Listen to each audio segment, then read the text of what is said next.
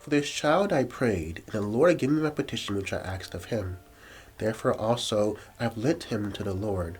As long as he lives, he shall be lent to the Lord. 1 Samuel 1, verse 27 and 28. There's an abundance of human interest in this touching story. Hannah suffered for many years from the result of the practice of polygamy.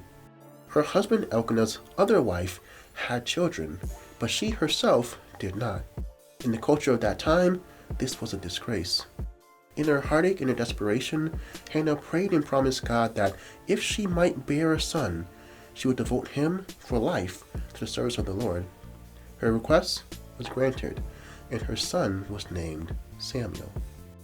Hannah may have wavered at times as she thought of fulfilling her pledge. How could she give up her precious only son? Possibly she may have heard of the corruption in the high priest's household as well. But if she knew, her thoughts were not found in the record. But when the proper time came, she said with a brave forthrightness, "For this child I prayed, and the Lord gave me my petition which I asked of him. Therefore also I have lent him to the Lord."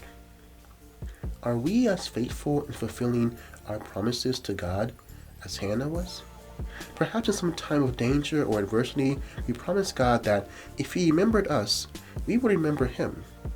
When things got better, did we remember our promises? Or perhaps at times of spiritual revival, we promised God our lives in Christian service. But have we found ways to rationalize deviation from those promises? I can imagine this was a very difficult promise for Hannah to keep. How her heart must have ached when she left Eli's house with empty arms, knowing that she would not see her child for many months, and then only for brief visits. Think of the loyalty and what it meant to the world. Her boy grew up to become a man of integrity, a man who did more for stemming out the tide of apostasy in his day. It seemed that Hannah's honesty and dedication were passed along to her son. Whether Hannah lived to see the great work of her son, we do not know.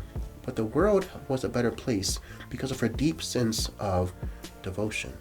How devoted are you to faithfully fulfilling your promises to God? And as always, think on these things.